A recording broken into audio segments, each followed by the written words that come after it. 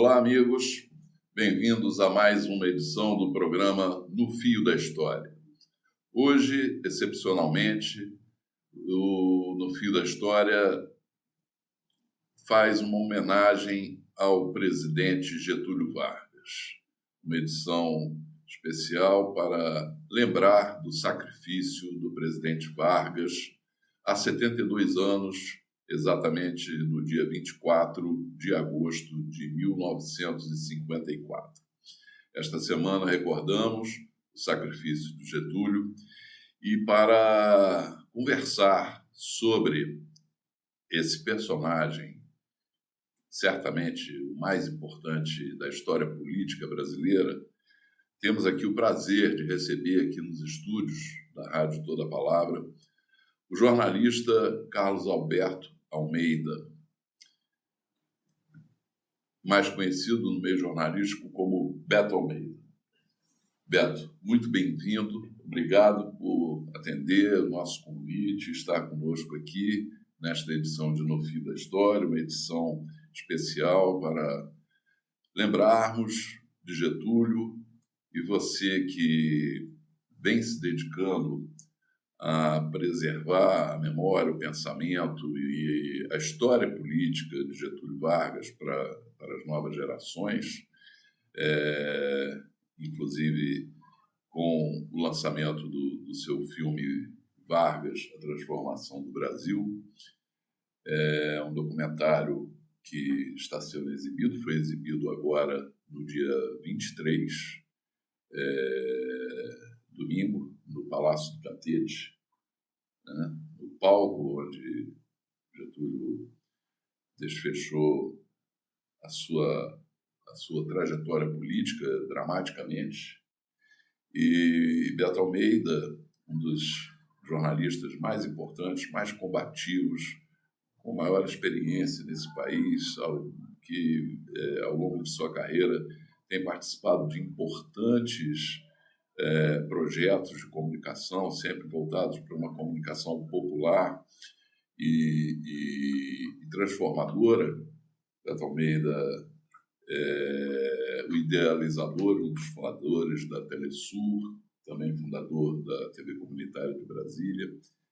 E, Beto, queria te ouvir sobre esse momento que nós estamos vivendo e Getúlio Vargas em relação ao Brasil de hoje. Bom, boa noite, Hertal, boa noite a todos os que nos acompanham aqui pela Toda a Palavra, nesse programa No Fio da História. Eu me sinto muito honrado de ser convidado para falar sobre esse tema. Homenagear o presidente Getúlio Vargas me enche de responsabilidade. Acho que é uma missão, porque tendo sido a fase mais edificante da história do Brasil moderno, que proporcionou uma transformação fundamental. O Brasil era uma sociedade agrária, se transforma num país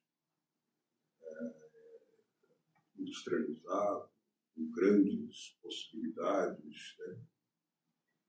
Então, sobre essa experiência foram feitas várias falsificações brutais. Então, no terreno da informação, o jornalismo tem uma grande dívida para com o presidente Getúlio Vargas, que a era Vargas foi a período que mais proporcionou a combinação entre desenvolvimento com justiça social. Então, ser convidado para falar disso aqui no programa No Fio da História, para mim é uma grande alegria estar com você, sobretudo. É mais importante. Muito obrigado. Beto, eu queria que você falasse um pouco sobre o seu filme, sobre Vargas, A Transformação do Brasil. Eu acredito que a filmografia, né, brasileira ainda deve muito a Getúlio, ainda deve um resgate mais robusto, mais aprofundado. E eu sei que você tem trabalhado nessa direção, tem procurado ocupar essa lacuna, né, E o seu filme, que está em processo ainda de lançamento, né? Eu queria que você falasse um pouco sobre essa produção, né? E como que o público vai poder ter acesso, em breve, ao Vargas, a transformação do Brasil. Nós ficamos muito contentes, né, e orgulhosos, claro, de termos exibido esse filme lá no Palácio do Catete, no Museu da República, nesse dia 23, né, às vésperas da data do martírio do presidente Vargas. E depois a exibição foi seguida de um debate. E eu expliquei, comecei dizendo o seguinte: ó, esse não é um filme sobre a Era Vargas. Ele é uma defesa intransigente da Era Vargas. Porque aquelas políticas feitas ali, elas são atuais. É claro que houve evoluções tecnológicas, o mundo foi adulterado gravemente pelo neoliberalismo, a regulamentação de direitos foi muito aviltada. Né? Exatamente por isso que a Era Vargas tem uma atualidade, uma vigência, uma vitalidade que precisa ser resgatada. E eu costumo também dizer que nós temos essa dívida enorme para com a verdade histórica, porque o presidente Getúlio Vargas entregou a sua vida pela soberania do país, mas aqueles que sempre o odiaram, que odiaram o mundo do trabalho, o direito dos trabalhadores, a regulamentação dos direitos, esses tentam rotular o presidente Getúlio como um ditador. Por exemplo, a TV Globo e os grandes poderosos interesses que estão por trás da TV Globo. Ali foram feitos 2 filmes que aviltam a verdade histórica. Né? O filme Getúlio, por exemplo, parecia que o Getúlio se suicidou porque tinha medo de ser preso como responsável pela corrupção do Mar de Lama, quando o próprio Mar de Lama era uma manipulação engendrada nos grandes laboratórios do grande capital para evitar a continuidade do processo nacionalista, trabalhista, né, que começou com a Revolução de 30. Né? Ou seja, o Brasil fez uma revolução. Essa revolução tem um conteúdo programático nacional trabalhista. Ela mudou a face do Brasil. Mas aquilo foi apresentado nos livros de história, pelos meios de comunicação, como um golpe de Estado, e não como uma revolução. E era uma revolução que, primeiro, fez a unidade cívico-militar, que o presidente Hugo Chávez buscou fazer décadas depois, fez. O Chávez, com quem eu tive a oportunidade de conversar sobre Getúlio Vargas, ele era um grande admirador do presidente Getúlio Vargas, e ele fez exatamente a unidade cívico-militar também. Né? E também a Revolução de 30 influenciou Fidel Castro, porque a tentativa de tomada do quartel Moncada, por exemplo, em 1953, ela se inspirava nos exemplos do sucesso ocorrido pela Revolução de 30. 3 de outubro de 1930, a unidade cívico-militar, e o povo transformou aquilo que tinha um componente militar numa revolta popular com apoio militar. É claro que isso tudo é baseado, muito importante mencionar, numa obra magistral. José Augusto Ribeiro, jornalista e escritor, fez um trabalho por solicitação do governador Leonel Brizola, que o Brizola chegou para o José Augusto e disse: José, escreve aí umas cartilhas, porque eu não aguento mais a confusão que essas pessoas fazem sobre Getúlio Vargas. Aí o José Augusto Ribeiro começou a escrever as cartilhas e chegou para o Brizola: governador, não dá para ser cartilha, tem que ser 3 livros. Foi uma trilogia, né? Trilogia, a Era Vargas, é fundamental. Extraordinário. Todo mundo deve. Agora, Beto, você lembrou como que Getúlio inspirou, Fidel Castro, né? E não só Fidel Castro, né? Veja que naquele período o Brasil crescia a taxas de mais de 10% ao ano, né? E aquilo impressionou, inclusive, Mao Tse-tung, e os chineses vieram aqui ao Brasil para conhecer o que estava acontecendo aqui, e muito daquele modelo nacional desenvolvimentista adotado pelos governos trabalhistas aqui no Brasil, por Getúlio, inspirou também a política desenvolvimentista chinesa. Sim. Né? Inclusive, quando o presidente João Goulart é deposto, em 1964, havia uma delegação chinesa aqui no Brasil que foi presa, foram presos, torturados, daquelas coisas terríveis que aconteceram, né? Mas tudo isso, né, fruto assim, de uma coisa que impressionou o mundo, né? Ali o projeto nacional desenvolvimentista inaugurado por Getúlio Vargas, né? Uhum. E Fidel, inclusive, leu a carta testamento de Getúlio quando estava preso, depois do fracasso do assalto ao quartel de La Moncada. Né? E até que ponto você acha que Getúlio Vargas inspirou, vamos dizer melhor, qual teria sido assim, a grande contribuição de Getúlio para a luta pela independência econômica e autodeterminação da América Latina? Olha, influenciou de forma fundamental, porque o próprio presidente dos Estados Unidos, Roosevelt, chegou a reconhecer que o New Deal foi inspirado no nacional trabalhismo de Getúlio Vargas. Né? E um dos líderes da Revolução Russa, né, Leon Trotsky, foi exilado no México. O asilo foi concedido pelo presidente Lázaro Cárdenas, e ele considerava o Lázaro Cárdenas e o Getúlio Vargas como dois expoentes mais importantes do processo político latino-americano transformador. Aliás, Leon Trotsky chegou a dizer que Getúlio Vargas e Lázaro Cárdenas eram uma espécie de bonapartismo sui generis, com potencial revolucionário, porque cumpriam o parte fundamental da Carta dos Direitos dos Trabalhadores, histórico dos trabalhadores, programa histórico da classe trabalhadora. Portanto, mereciam ser aprovados e apoiados pelos revolucionários. Então, quer dizer, como os processos se comunicam, né? Basta dizer o seguinte: no dia 24 de agosto, quando o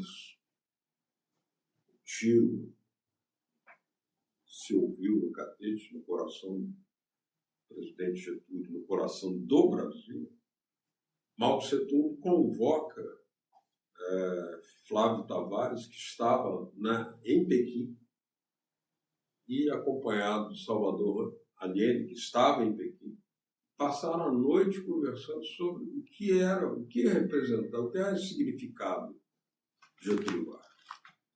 Daí surge um grande livro de Flávio Tavares, intitulado O Dia em que Getúlio Vargas matou Salvador Allende. É um ensaio brilhantemente escrito, mas mostrando como que o Mao Tse-tung estava atento, né? Não era só o Trotsky, o Mao Tse-tung também, todos atentos, e evidentemente os demais líderes. Até porque quando Getúlio Vargas, em 1932, começou a fazer a auditoria da dívida externa, reduzindo a dívida externa, permitindo investimentos sociais, que sobravam mais recursos, 9 países seguiram o exemplo de Getúlio Vargas, também decretaram a auditoria da dívida externa. 9 países latino-americanos. Então, quer dizer, esses fatos são muito importantes. Você mencionava o crescimento do Brasil, né? Hoje a China, mas nem a China crescia na sua indústria a taxas de 12% ao ano, nem a China. Esse é um crescimento chinês que, na época de Getúlio, se verificou. Então, quer dizer, na verdade, o presidente Getúlio, ele condensava com a proposta da Revolução de 30 vários elementos da transformação, do caderno, do elenco de transformações. Primeiro, tinha que ser uma revolução armada. Ele não teve dúvida. Convocou Luiz Carlos Prestes e o encarregou de comprar armas na Argentina. Prestes aceitou a incumbência, foi a Buenos Aires. Ele tinha sido trazido clandestinamente pelo próprio presidente Getúlio. Prestes estava exilado em Buenos Aires, depois voltou, e lá ele foi procurado por agentes do Comintern, dirigido por Stalin, que o demoveram de participar da Revolução de 30. O que nós soubemos agora por uma entrevista do grande jornalista Fernando Moraes, que disse que, numa entrevista feita com o comandante Fidel Castro tinha mencionado que se Prestes tivesse participado em apoio à Revolução de 30, ao Getúlio, o Brasil teria chegado mais perto da sua Revolução Socialista. Então, quer dizer, você vê como que elementos ajudam e atrapalham, e atrasaram o processo. Lá no debate no Palácio do Catete, alguém perguntou assim: você não acha que nós precisamos superar o antagonismo entre nacionalistas e comunistas? Eu falei assim: acho, mas eu acho que a verdade começa pela reposição da verdade. Não foi Getúlio quem perseguiu os comunistas é que atacaram Getúlio, né? E o Prestes só reconheceu isso em 1959. Hoje, o presidente Lula, que começou a sua carreira sindical atacando Getúlio Vargas, já reconhece o grande equívoco que ele cometeu, né? E diz que ele dizia que a CLT era o AI-5 da classe trabalhadora. E hoje ele diz o seguinte: presidente Lula, eu falei até que a CLT era uma cópia da Carta del Lavoro fascista. E eu vejo que isso hoje é um fake news. Ele fala isso. Foi Getúlio quem tirou o trabalhador da escravidão. O presidente Lula é o único hoje presidente, né, dos candidatos presidenciais que apoia o legado do Vargas. Merece até o nosso voto. Claro. Agora, é bom lembrar que o presidente Lula leu o livro do José Augusto Ribeiro, A Era Vargas. Hein? O presidente Lula leu A Era Vargas. Leu A Era Vargas. E eu acho que ali as coisas começaram a mudar um pouco ali nos conceitos dele, né? Ele tem até uma passagem que me foi contada pelo José Augusto Ribeiro, autor da Era Vargas. Ele disse que estava no hospital quando o Neiva Moreira estava nos seus últimos dias internado, muito doente e tal. E ele estava lá visitando ele, chega o Lula. Aí o Lula faz questão de dizer assim: "Tio Neiva, eu vim aqui agradecer, porque eu nunca tinha entendido o Getúlio Vargas. Vocês foram fundamentais. Eu era até um pouco resistente ao que o Brizola me dizia, mas eu vejo que vocês tinham razão, eu quero agradecer vocês." E eu ficava nervoso com o Brizola, mas vocês tinham razão, não eu. Aliás, ele pediu desculpas ao governador Leonel Brizola por não ter apoiado o CIEPS na hora certa. Sim, exato. Bom, agora, não apenas o Lula, né? Curiosamente, né? Luiz Carlos Prestes também terminou os dias da sua longa trajetória política, né? Apoiando o projeto trabalhista de Brizola, né? No PDT, inclusive, com seu grupo político, né? E se tornou, inclusive, um dos presidentes de honra do PDT. Presidente de honra do PDT, junto com a Bete Carvalho. Embora o os prechistas não gostam muito que diga que ele terminou os dias dele no PDT, mas enfim.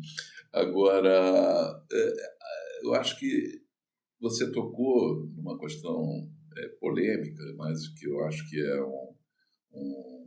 uma questão histórica que ainda precisa ser melhor esclarecida, né?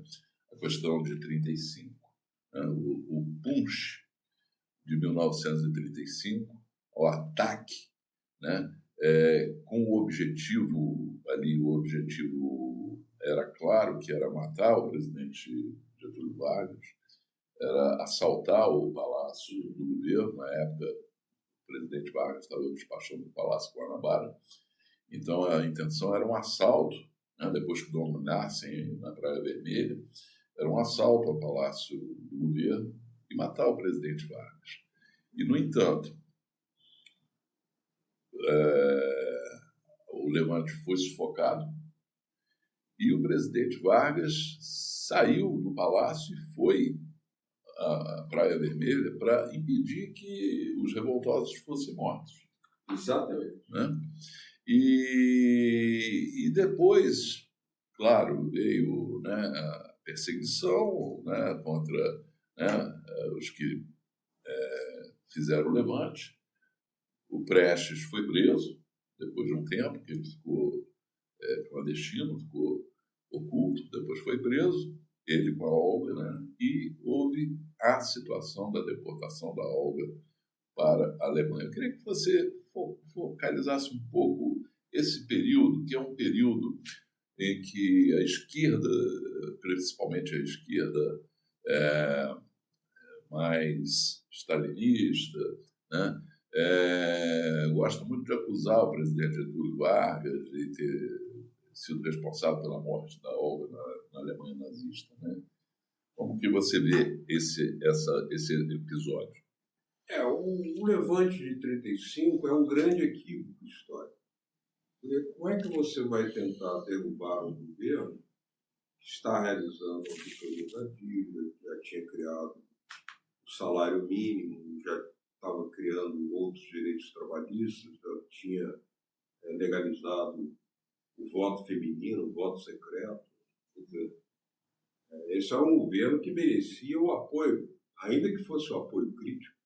Quer dizer, esse erro é cometido em Moscou, porque o Prestes tinha aceito participar da Revolução de 30 e ele foi demovido por agentes stalinistas. Quer dizer, a ideia era de Stalin, que sentia que a Revolução de 30 era uma disputa, uma competição com aquela noção que, lamentavelmente, na época era muito comum entre os comunistas, né, de que se sentiam donos da história, proprietários do processo histórico. Isso levou a muitos equívocos dos partidos comunistas da América Latina.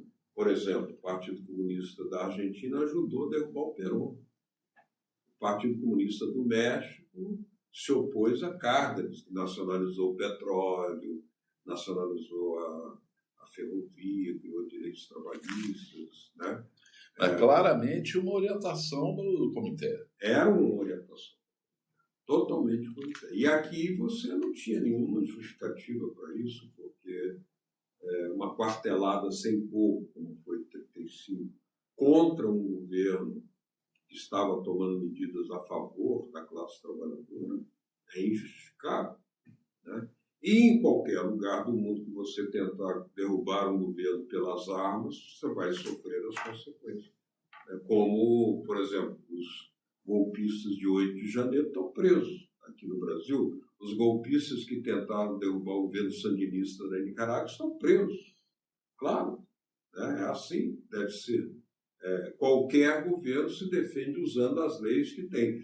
Mesmo assim, o presidente Vargas, em 1935, foi, como você mencionava, até a Praia Vermelha, onde o levante se originou, né, para impedir que os revoltosos fossem fuzilados, né, porque o general João Gomes, que era o comandante da região militar, pretendia fuzilar a todos.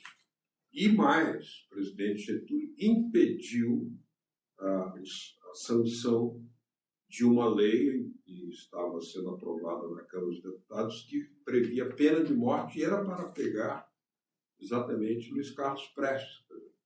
Só que as relações de força naquele momento se alteraram muito, porque ali em 1935 o resultado concreto foi o fortalecimento da ala mais direitista militar, enfraquecendo o presidente Getúlio.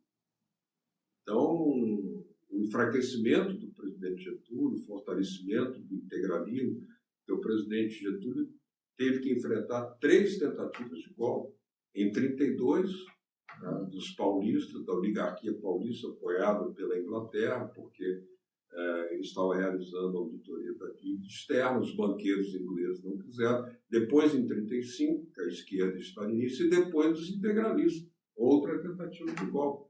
Os 3 golpes eram armados.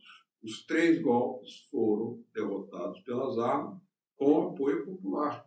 Só que, no caso de 1935, o enfraquecimento levou a uma situação tal que veio uma histeria anticomunista, porque como o presidente vai ser derrotado por um governo comunista, essa indústria histérica anticomunista foi forjada ali e levou o Supremo Tribunal Federal a aprovar um voto de Vicente Hall, que era o líder da Aliança Anticomunista Brasileira, um chefe da UDN, que era ministro do Supremo, e foi ele quem deu o voto pela deportação da Olga Benário.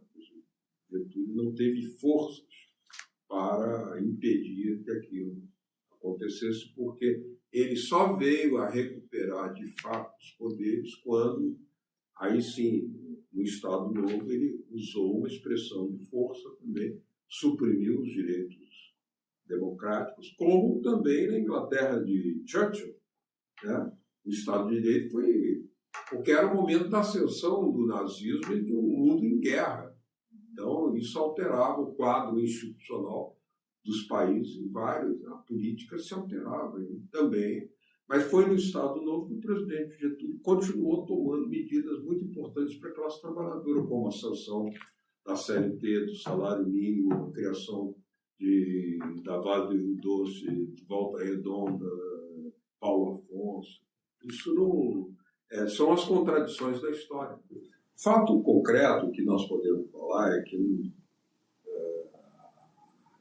a elaboração desse plano lá atrás, em Moscou, não fazia sentido. Quer dizer, creio que aí que está o erro histórico de imaginar que um governo nacionalista trabalhista deve ser derrotado por uma força comunista, quando deveria receber o apoio crítico que fosse dos comunistas. Como, aliás, muitos comunistas apoiaram o presidente Vargas. O Prestes só reconheceu esse erro em 1959. Mas, por exemplo, Arildo Viana tinha sido preso em 1935 e depois do segundo governo foi nomeado ministro para presidente de uma área importante de previdência, e era comunista. Quer dizer, não se pode acusar o Vargas de um anticomunismo. Ele foi atacado, se defendeu com as armas, com as leis que o Estado tinha, como ocorre em qualquer parte do mundo. Se você tentar organizar um golpe de Estado nos Estados Unidos, na Argentina, o Estado vai reagir dessa maneira. Então, são coisas que nós não há como esclarecer esse fato. Agora, de fato, o que poderia ter sido evitado era um equívoco, porque esse equívoco não foi o único. Como eu dizia, os partidos comunistas que recebiam a orientação do Comintern, todos eles cometeram o mesmo erro. Aí é que tem um grande problema, que era uma relação de disputa que o movimento comunista internacional tinha com os movimentos nacionalistas revolucionários, ao invés de buscar uma aliança que fosse tática, que fosse para, digamos, juntar as forças forças progressistas, esse é o objetivo maior, e creio que hoje a unidade das forças progressistas está aí. Nós temos a autocrítica de Prestes em relação a Vargas, reconhecendo o seu erro, né? A autocrítica de Lula também em relação a Vargas, errei em relação a Vargas, e isso tudo colabora para superar esse momento de desencontro, né, entre as forças comunistas e nacionalistas, para que isso não ocorra nunca mais. Essa é que é a verdade. O Prestes, mesmo antes dessa autocrítica, ele ainda apoiou o presidente Vargas em 1950, né? Ele apoiou. O Partido Comunista, naquele momento, apoiou Getúlio, né? E assim, a história do trabalhismo, né, sempre caminhou em paralelo com as bandeiras socialistas e progressistas, né? O próprio trabalhismo teve muita influência socialista na sua formação, né? Agora, e era apontado, né, por Brizola, né, como o caminho, que o trabalhismo seria o caminho brasileiro para o socialismo, né? Me parece que é uma visão um pouco parecida também com a do Trotsky, né?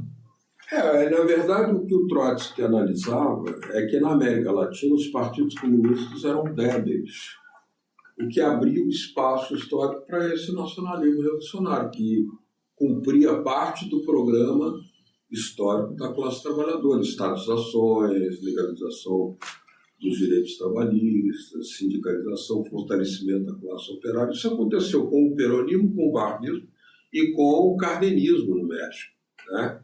Quer dizer, não reconhecer isso não é bem a aplicação do marxismo.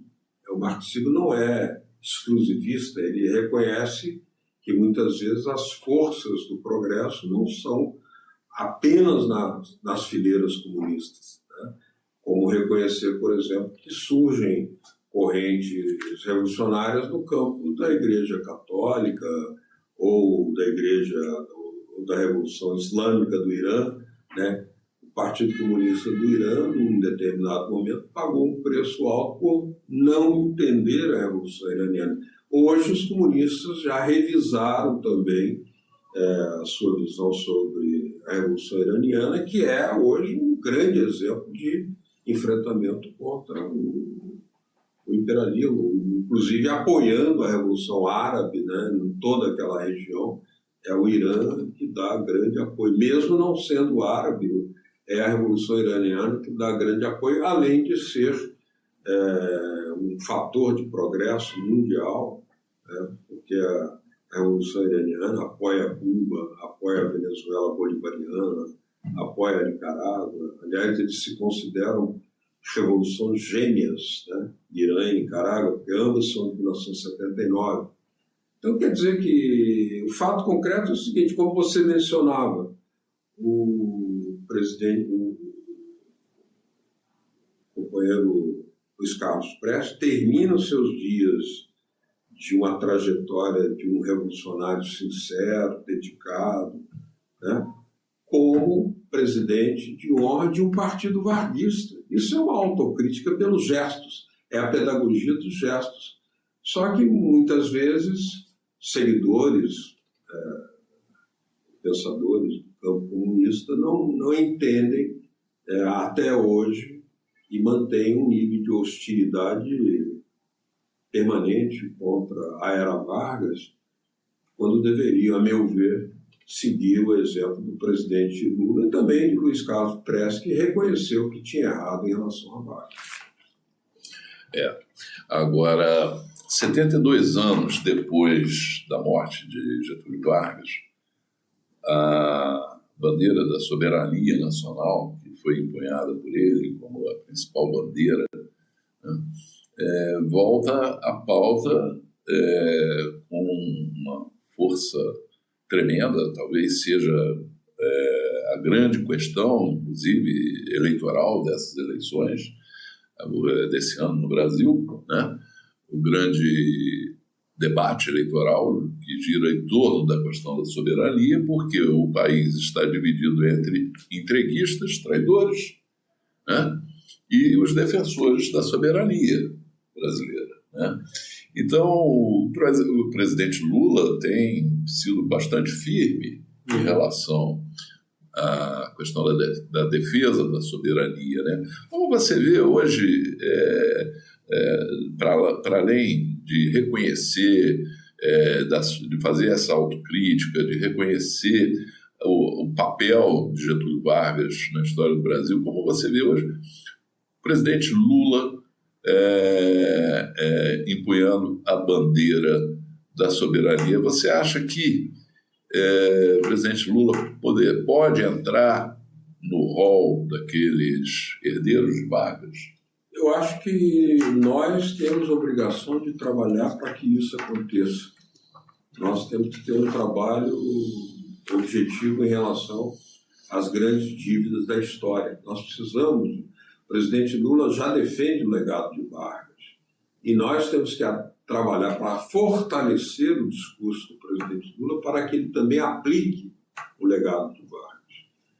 Lá no debate no Palácio do Catete, né, no domingo passado, perguntaram o que do programa da era Vargas era atual hoje. Eu disse que fundamental, a soberania nacional. Por acaso não é essencial, por exemplo, que recuperemos o caráter nacional, estatal da Petrobras? Estamos descobrindo petróleo agora na margem equatorial, e o que fazer para impedir que esse petróleo deixe de ser passaporte para o futuro, expressão usada quando se descobriu o petróleo em 2006, aqui no petróleo pré-sal. E, na verdade, aquele petróleo hoje, segundo a AEPET, Associação dos Engenheiros da Petrobras, 70% do petróleo pré-sal já estão desnacionalizados. A Eletrobras. O Brasil tem um potencial hídrico magistral, enorme, mas crescentemente nós estamos importando diesel, comprando termoelétricas para produzir energia elétrica poluente, né? Comprando equipamentos do exterior, quando nós tínhamos a Eletrobras. É ou não é uma bandeira essencial de hoje, desta eleição de hoje, reestatizar a Eletrobras? Nós estamos pagando, por exemplo, 1 trilhão e 100 milhões por ano de juros da dívida pública, que só cresce quanto mais se paga, né? Quando esses recursos deveriam estar sendo aplicados para inundar esse país de ferrovias, para impedir a expansão das favelas que está acontecendo, segundo o IBGE diz, né? Para multiplicar por 10 o número de médicos do SUS, de laboratórios do SUS, de estrutura do SUS, construção de casas populares, né? Mas esses recursos estão sendo esterilizados no pagamento da dívida externa. Ou seja, a auditoria da dívida permanece absolutamente atual e é um mandato condicional, porque isso está na Constituição, em suas disposições transitórias. Quando Getúlio fez a auditoria da dívida, ele não tinha ainda o apoio constitucional. Hoje, todos os presidentes, depois da proclamação e da sanção da Constituição de 1988, descumpriram a Constituição nesse quesito. Todos descumpriram. Então, cumprir a Constituição é realizar a auditoria da dívida também. O presidente Lula, inclusive, né, está participando, né, vamos dizer assim, creio eu, dos 2 momentos mais importantes da Petrobras depois da sua regulamentação, da regulamentação da exploração do petróleo no Brasil, né, da criação do monopólio da Petrobras, que foram as descobertas, primeiro, do pré-sal. Ele já era presidente quando o pré-sal foi descoberto, e agora da margem equatorial, né, que há uma perspectiva muito otimista em relação ao potencial, né, da margem equatorial, né? O presidente Lula soube superar um pouco aquelas resistências em relação à questão ambiental, né? E fortaleceu a decisão, né, de explorar o potencial da margem equatorial, né? E que vem num momento em que o pré-sal parece que alcança o seu ápice, né? E há uma curva geológica aí agora que já vai entrar em declínio, né? Então, as novas descobertas na margem equatorial são muito importantes no sentido de repor as reservas brasileiras de petróleo, né? O presidente Lula está vivendo esses dois momentos da Petrobras, né? Agora, é fato que o mais importante hoje é a luta pela preservação da soberania brasileira, a derrota dos fascistas, a derrota dos traidores e dos entreguistas nessas eleições. Mas, como você disse, né, é preciso também recuperar, né, o que o entreguismo já conseguiu destruir da Petrobras. Por exemplo, o presidente Lula tem se insurgido, né, contra essa tendência de desnacionalização, mas é evidente que nós temos aí uma situação de poderio enorme, porque ele está sendo acossado pelo governo dos Estados Unidos, que evidentemente quer que sejam feitas novas concessões. Quando houve a descoberta do pré-sal, nós temos notícia por geólogos da Petrobras de que a informação técnica de que já existia aquela riqueza lá no fundo do mar, isso já se tinha certeza ainda durante o governo Fernando Henrique Cardoso. Mas a revelação foi preservada porque havia a noção clara que o Fernando Henrique seria desastroso para a soberania energética brasileira e poderia fazer novo entreguismo, né, desse petróleo. Então, preservou-se um pouco aquela informação. Ora, hoje, nós temos que buscar a retomada das ações que foram vendidas pelo Fernando Henrique Cardoso na Bolsa de Nova York, né? Os leilões que estão sendo praticados hoje do petróleo pré-sal acabam levando o petróleo a ser abocanhado pela Shell, pela Total, pela Repsol, por outras empresas estrangeiras, né? E isso é algo que nós temos que colocar, já que lutamos tanto para ter eleições diretas, né? E eleições diretas é para discutir o país, o destino, o rumo do país, a soberania do país. E a soberania do país passa hoje por defender a renacionalização da Petrobras, a reestatização da Eletrobras e também a realização dessa coisa fundamental, que é a auditoria da dívida externa. E o presidente Lula é o único candidato que defende o legado de Vargas, por isso ele merece, concretamente, defende conscientemente o legado de Vargas, e isso exige que nós fortaleçamos o discurso do presidente Lula, a unidade das forças progressistas, para que ele possa não apenas defender o legado de Vargas, mas também aplicar o legado de Vargas. Isso, acredito eu, que faria do presidente Lula um verdadeiro herdeiro de Getúlio, né? Getúlio Vargas. E, além de toda essa recuperação, a reestatização da Petrobras, da Eletrobras, né? Recuperação de direitos trabalhistas que foram surrupiados dos trabalhadores brasileiros, né? Por esse período terrível aí do Temer e do Bolsonaro. Mas, além disso, né, eu acho que se coloca uma outra questão muito, muito oportuna e pontual agora, que é a questão das terras raras, né? O Brasil precisa de uma política, né, de terras raras. O próprio presidente Lula tem dito que o país não pode ficar sendo simplesmente um exportador de matéria-prima, né? Mas, para isso, seguindo a cartilha de Vargas, seria necessário a presença firme do Estado, né? Sem dúvida. De uma estatal. Sem dúvida.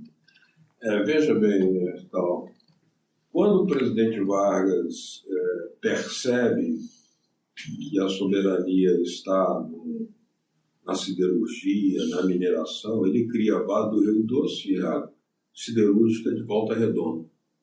Depois ele cria também a Eletrobras e a Petrobras, para dar a potencialidade, como ele mesmo diz na sua carta de testamento, para potencializar o desenvolvimento do Brasil. Segurança energética tem que ser estatal. E hoje nós temos aí essa situação que o presidente Lula tem razão quando faz esse discurso, que é preciso industrializar aqui os minerais críticos, as terras raras, né? Mas veja o que já está acontecendo com o nióbio de Araxá. Ele é exportado a preços coloniais negativos. 1 quilo de nióbio está custando $27. Quando ele chega lá na Europa, no complexo industrial do grupo Rockefeller, para onde vai o nióbio de Araxá, para fabricar os mísseis CRIES, ele já custa $665. Quer dizer, a simples travessia do Atlântico já produz esse milagre? Não. É que nós deveríamos estar também já exercendo sobre o nióbio de Araxá um controle nacional, estatal, soberano. E é o que também devemos fazer em relação a todas as demais terras raras, porque sem a construção, a montagem de uma empresa estatal, não vejo possibilidade. Não é apenas com um conselho, foi fundado um conselho sobre minerais críticos, né? Mas esse conselho não tem capacidade operacional executiva. E isso é dado por uma empresa estatal. Por exemplo, Donald Trump, usando recursos do Estado norte-americano, comprou a empresa Serra Verde lá de Goiás.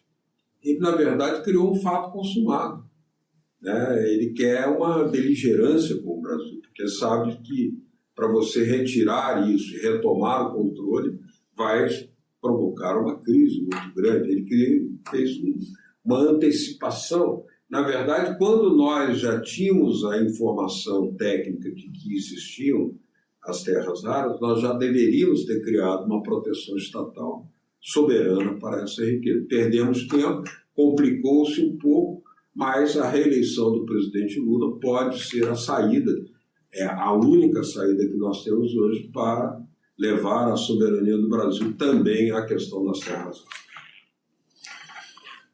raras. O fato é que vivemos uma era perigosa, né? Dias perigosos, né? O mundo vive aí. Bom, primeiro vivemos um momento de transformação, de câmbio geopolítico, né? E tudo que a gente tem visto, inclusive dessas questões do acirramento das guerras e tudo, é porque os impérios caem, mas quando caem atirando, né? Caem provocando estragos, né? É a lei da história. E é aí onde nós corremos um risco grande, né? Nesse momento que nós estamos vivendo, esse momento histórico. Mas, oxalá que a história possa conspirar a nosso favor também e dê um empurrãozinho para esse império cair mais rápido, né? E que possamos conquistar essas questões relativas à nossa soberania, talvez com um pouco menos de sacrifício de riscos, né? Os riscos são imensos, concordo inteiramente com você, mas a humanidade, um grupo de países, construiu os BRICS. E os BRICS propugam uma nova arquitetura internacional. Já criou o banco dos BRICS, inclusive. Tem poderio financeiro, tecnológico, até militar. E, veja, para dar o grau de perigo que o Brasil está crescendo, se os Estados Unidos sequestraram o presidente Maduro da Venezuela e estão intervindo na riqueza petrolífera da Venezuela, imagine o que não poderiam fazer, o que não pretendem fazer, a cobiça que eles devem ter sobre um prato tão apetitoso que é o Brasil, que é muito mais rico que a Venezuela. Se eles mataram o líder Khamenei no Irã, estão inclusive cogitando o lançamento de uma bomba nuclear tática contra o Irã, imaginem que não estarão tramando também contra o Brasil. Quer dizer, nós precisamos criar a unidade das forças populares do Brasil, precisamos incluir nessa unidade também as Forças Armadas brasileiras, precisamos ter uma indústria de defesa com capacidade, nós devemos ter soberania tecnológica, nós devemos ter pactos de cooperação com a Rússia, com a China, com o Irã, para fazer uma política com capacidade de fazer o enfrentamento, porque eles não vão parar nessa arrogância imperial que querem submeter o mundo inteiro aos seus apetites ilegais e criminosos. Nós temos obrigação de nos defender. E essa defesa é uma frente dos países que lutam por uma nova arquitetura mundial. É o caso dos BRICS e o Brasil é fundador dos BRICS. É isso aí. Bom, Beto, normalmente nós encerramos o programa com a exibição de um clipe histórico selecionado pelo Centro de Memória Trabalhista, mas nessa edição nós vamos encerrar com o trailer do filme Vargas, A Transformação do Brasil. E eu queria que você dissesse agora, né, para as pessoas que ainda não viram o filme, né, falasse um pouquinho sobre essa trajetória aí de lançamentos e tudo, né, e quais são as perspectivas, né, as próximas possibilidades de se assistir ao filme. O filme Vargas, A Transformação do Brasil, ele foi exibido agora nesse final de semana pela TV Câmara, né? E aqui no Rio de Janeiro passamos lá no Palácio do Catete. Há uma série de entidades aí que estão nos convidando para um debate, se estão com debate. No próximo dia 31 será na USP, lá na Escola de Sociologia da USP, às 6 horas da tarde. Exibição com debate também. E nós estamos, inclusive, o filme foi legendado para a participação em editais e festivais na América Latina. Né? Nós pretendemos que ele seja exibido em Cuba, Venezuela, na Telesur e também na Argentina e Uruguai. Quer dizer, o filme, claro, não é uma produção modesta, né? Nem se compara aos recursos que tem uma Rede Globo, que, aliás, abocanha metade da pauta da SECOM, de verbas publicitárias. Nós não temos esses recursos, mas, de toda maneira, nós temos do nosso lado uma vontade tremenda e a obrigação e a missão de reparar as falsificações históricas, como aquelas que foram feitas contra a Era Vargas e contra o grande presidente que foi Getúlio Vargas. Essa é a missão que nós estamos aqui buscando desenvolver. Beto Almeida, parabéns pela produção do filme e obrigado pela sua participação aqui nessa exibição de No Fim da História. É uma edição que a gente dedica à memória do presidente Getúlio Vargas e ao desejo de que o presidente Lula entre nesse rol de herdeiros de Vargas, né? Certamente. Eu queria te parabenizar por essa opção editorial consciente de homenagear o presidente Getúlio Vargas, aqui no Toda a Palavra, No Fim da História. Isso é uma obrigação nossa. Todos os jornalistas deveriam reparar esse erro tremendo, essa falsificação brutal contra aquele período da história brasileira de maior edificação de desenvolvimento econômico, científico, tecnológico, cultural, inclusive, e de justiça social, criação de salário mínimo, redução das jornadas de trabalho, regulamentação dos direitos trabalhistas, principalmente no momento em que os direitos trabalhistas estão tão ameaçados de serem desregulamentados. Quer dizer, defender Getúlio Vargas hoje é uma obrigação na luta contra a selvageria do neoliberalismo. É isso aí. Beto, Volte sempre. Obrigado. Prazer. Até a próxima. Semana que vem estaremos de volta no Fio da História. Um abraço a todos. Um abraço.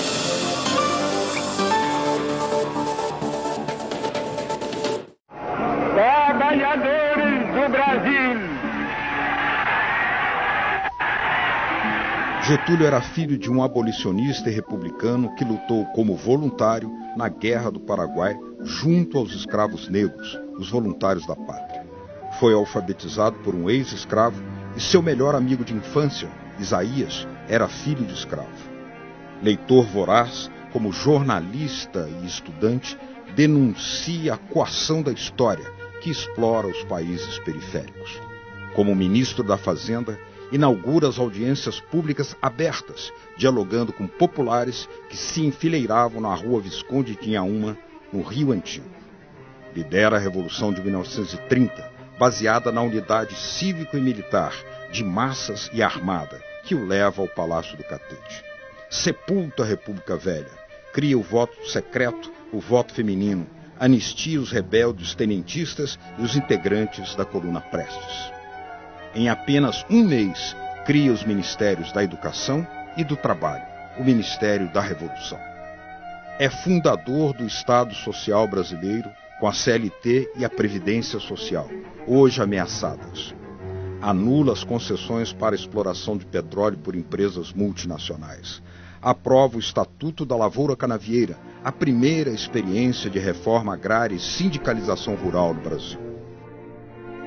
Na conturbada conjuntura mundial que condiciona o Estado Novo, Getúlio industrializa o Brasil, criando a usina de Volta Redonda, a hidrelétrica de Paulo Afonso e a Vale do Rio Doce, a maior mineradora do mundo. Funda o Instituto Nacional de Música e convoca Villa-Lobos, o maior compositor das Américas, para a educação musical da juventude brasileira. Cria a Rádio Mauá, a emissora dos trabalhadores, a Voz do Brasil e o jornal Última Hora. Realiza auditoria da dívida externa, reduzindo-a pela metade, anulando todos os contratos lesivos. Eleito pelo voto popular em 1950, volta nos braços do povo. Os conservadores surtam. Bota o retrato do velho pra ver, bota no mesmo lugar o sorriso do velhinho, faz a gente trabalhar. Monta o Banco Nacional de Desenvolvimento Social, o maior banco de fomento do mundo. Lança a Eletrobras e confessa ter assinado o seu próprio atestado de óbito. Funda a Petrobras, com base em ampla campanha cívico e militar. O Brasil crescia a taxas de 12% ao ano. Nem a China. Os conservadores conspiram.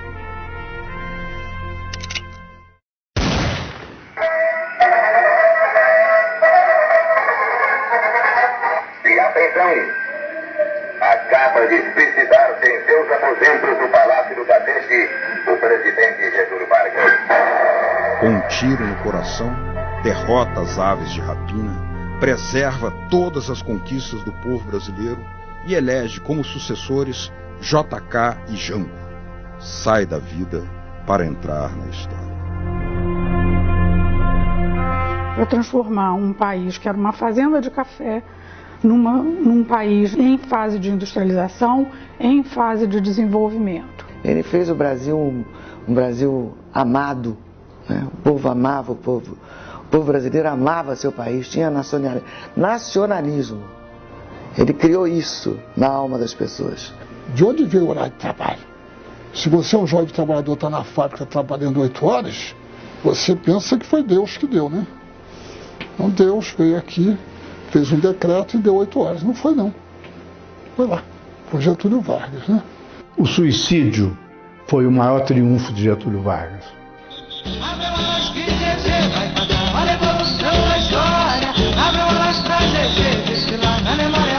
Vem aí Getúlio Vargas, a transformação do Brasil.